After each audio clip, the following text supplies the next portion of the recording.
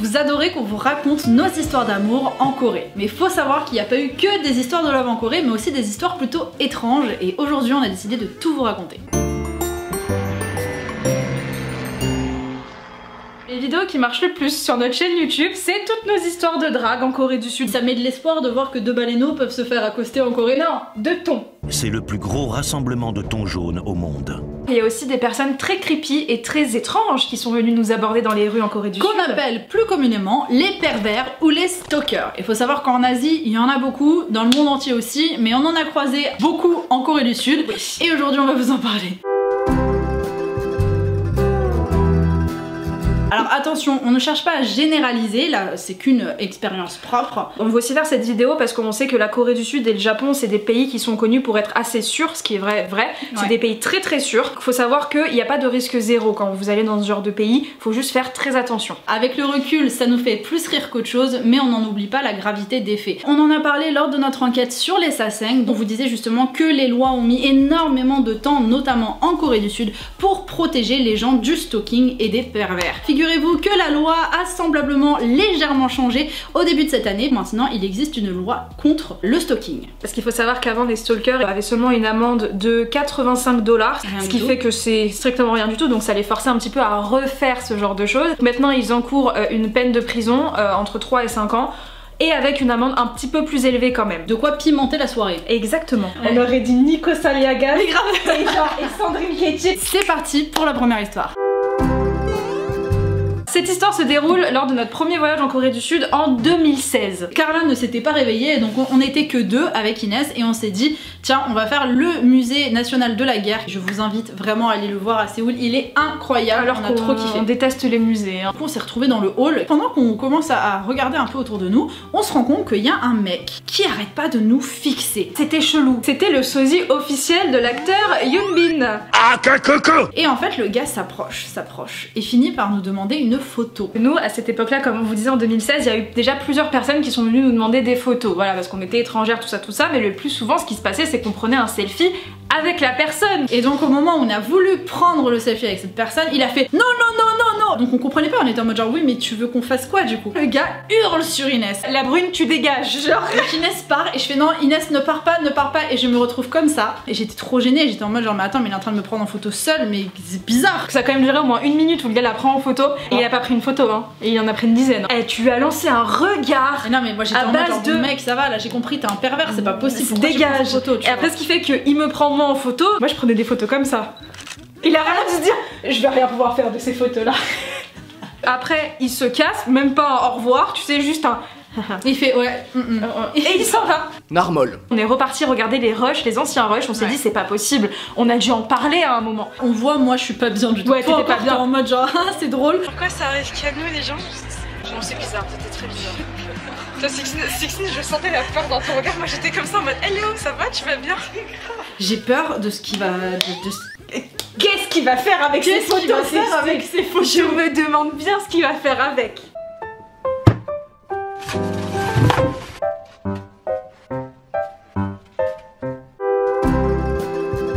Ce qui est heureux avec cette histoire, c'est qu'on saura jamais ce qui s'est réellement passé. Voilà. Vous allez comprendre. C'est quel jour déjà? Qu'est-ce qu'on avait fait? Putain, on avait fait plein de trucs. On s'était perdu. Oh là là! Ah oui, c'était. Je m'en souviens. On est parti à MBC pour aller voir une émission de K-pop qui était géniale. On a fait aussi une vidéo là-dessus si vous voulez la regarder. Elle sera juste ici. Et dans la description. On devait aller rejoindre une connaissance, voilà, et dans une université. En fin de compte, on s'est trompé de station, on s'est retrouvé à 1h30 de Séoul. En rentrant, on s'est dit bon bah écoute, on va pas aller loin, on va aller dans notre quartier, on va chercher un restaurant sympa et on va s'y poser. Au bout d'un moment, on trouve un barbecue. C'était une catastrophe parce qu'il y avait plein de trucs, on savait pas trop comment faire. Ils sont super gentils les propriétaires du restaurant parce qu'ils veulent que nous aider, nous mâchent le travail, littéralement. Ils voient qu'on n'arrive pas à faire notre truc, ils viennent les retourner à notre place. On a l'impression d'être des boulettes.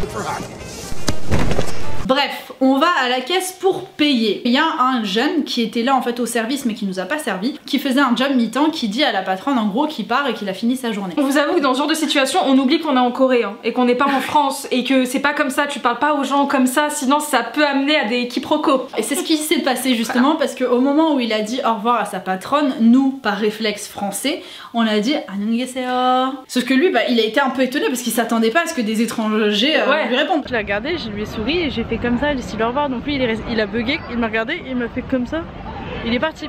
Et en fait au moment où on est sorti, on s'est rendu compte qu'il nous attendait. Il a attendu comme ça et puis avec Inès on est marché à côté de lui, donc il nous a regardé comme ça et puis il a fait il est parti comme ça.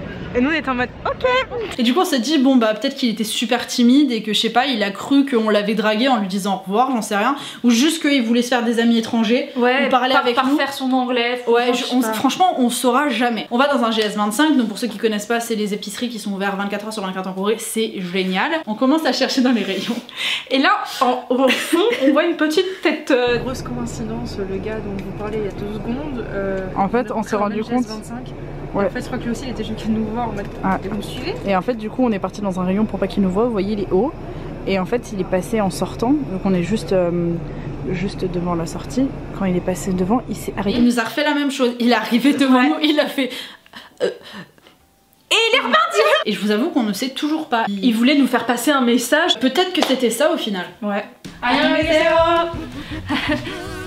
네? 한국어 잘 몰라요.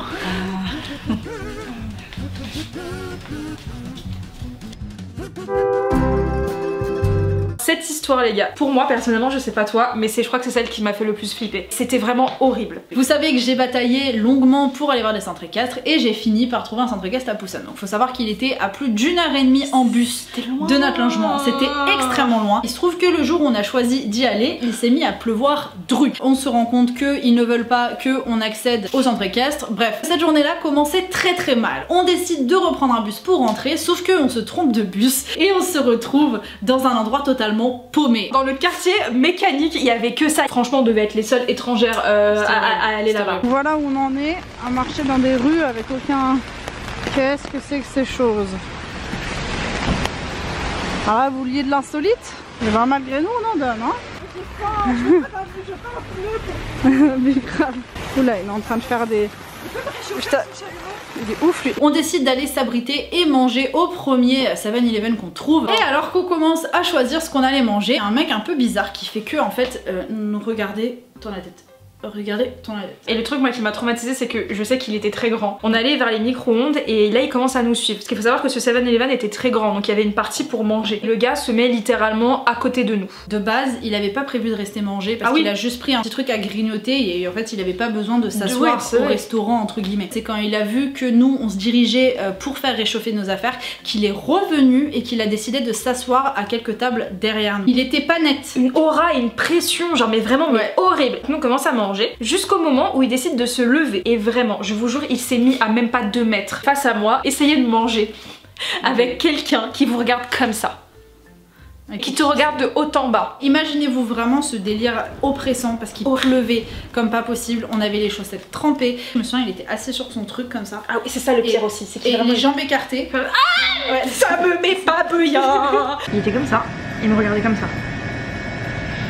Et toi t'es en mode putain de merde. Et ça a duré 30 minutes. Sixine elle lui a lancé des regards de tueur, tu vois, de tueuse. Ce qui était le plus chiant avec lui c'était que t'avais beau le fixer, lui jeter des regards, être en mode genre non mais arrête, le gars continuait à te fixer. En fait il faisait vraiment, voilà, il détournait le regard un petit peu 2 secondes et il revenait. Et c'était sans arrêt. Et là sur le coup on se dit genre comment on fait? On est paumé, on ne sait pas où est l'arrêt de bus. On avait vu que l'arrêt de métro c'était très loin, c'était genre à 20 minutes de marche. Il pleut, on connaît pas le quartier, on croisait personne dans la rue à part des gens dans leur garage, donc on pouvait vraiment être aidé de personne. Au bout d'un moment, ce gars-là en fait on a eu une sorte de lueur d'espoir parce qu'il décide de partir. C'est-à-dire qu'il se lève et bien évidemment quand il quitte le 7-Eleven, il a toujours le regard sur nous. C'est vraiment, il sort le truc, il ouvre la porte et vraiment il nous regarde encore. Et nous avec Sixine on se dit bon c'est bon, il s'est barré.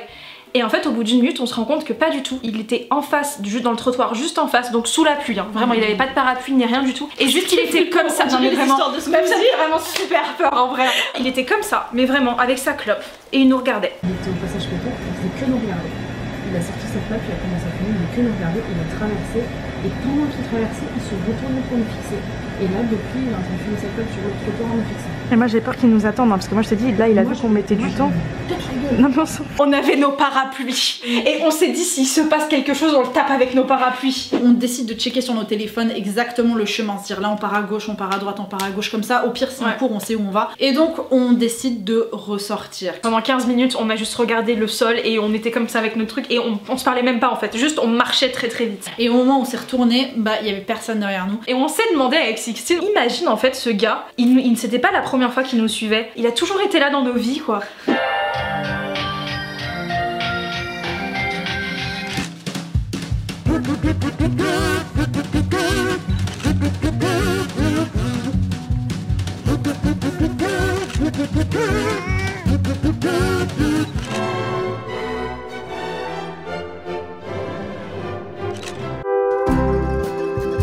C'était en 2016 et ça concerne Carla. On avait rencontré une amie en fait par internet et avec qui on avait décidé d'aller faire les boutiques à Insadong. Tout va pour le mieux, on visite des trucs et tout, on adore. Et dans la rue principale, donc vraiment principale, vous pouvez pas la rater, c'est la rue la plus touristique de Corée je pense, on se rend compte qu'il y a un mec qui commence à nous suivre de près. On se dit c'est un peu bizarre, on se retourne un moment et on le fixe. Il est un peu gêné comme ça, il sursaute et puis là il demande s'il peut prendre une photo de nous. Donc il commence à faire ça au début. Donc nous on se met dedans, il dit non, pas vous, juste Carla, juste elle. Donc ce qui fait que de base on était sortis, donc il devait y avoir Sixtine, Manon, moi, Carla sur la photo et en fin de compte il nous a jarté toutes les trois pour qu'il y ait juste Carla. Carla elle dit non mais s'il y a que moi je veux pas. Le mec insiste et du coup elle dit bon bah ok mais juste une photo et après tu me laisses tranquille. Il prend une photo comme ça avec elle et déjà il me semble tu sais qu'il posait sa tête un peu plus vers elle comme s'il voulait être en couple avec elle. Dégoûte. Je suis désolée, les gens comme ça vous me dégoûtez. Il nous dit bon voyage et tout donc on se dit bon le gars est pas si, il est bizarre mais bon il est pas si méchant. Et puis on marche à un moment Carla elle dit les filles j'ai l'impression qu'il est encore derrière. On se retourne et en fait on se rend compte, on reconnaît la casquette au loin qu'effectivement il continue à nous fixer et il continue à avancer avec la foule. Donc là on se dit c'est un peu bizarre, pourquoi il continue? Après on se dit c'est une allée principale donc logiquement tu peux que aller vers l'avant. Mais ce qui est bizarre c'est qu'on dirait qu'il se cache un peu. On rentre dans une boutique pour voir je sais plus quoi,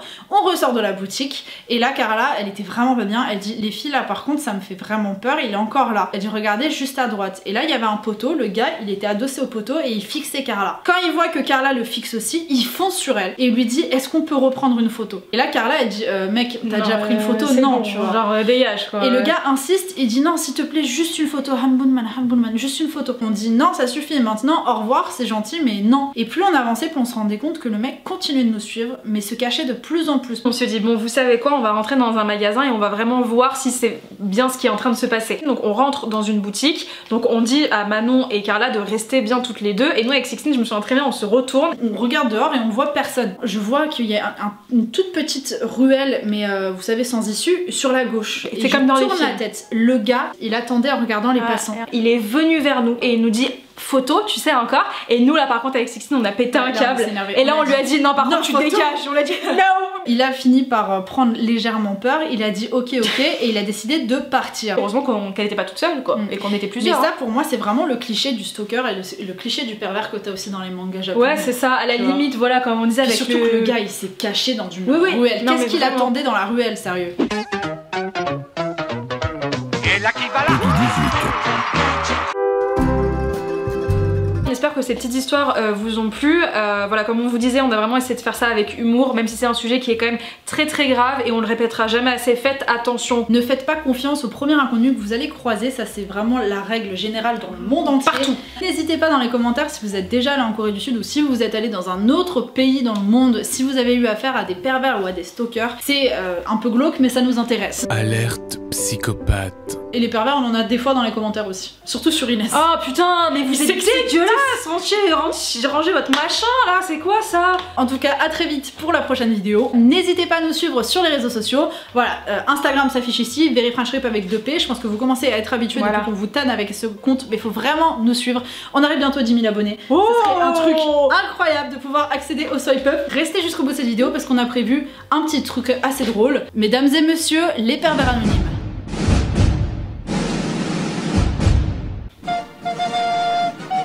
Nous sommes réunis ce jour au groupe des pervers anonymes.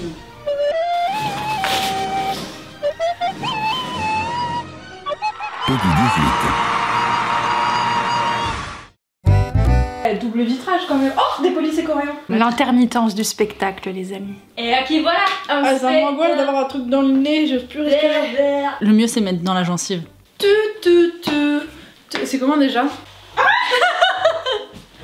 Bienvenue chez Very French Trip où on change de décor à chaque vidéo. C'est horrible. Elle est bonne la salade. Mesdames et messieurs, juste une minute pour regarder le talent de l'artiste. Franchement, tu t'es vraiment réussi les lunettes. Hein. Je pensais pas que ça allait faire si perturbant. Ça sent Yeb par contre. Où est-ce qu'il est? Même ça, on n'arrive pas là.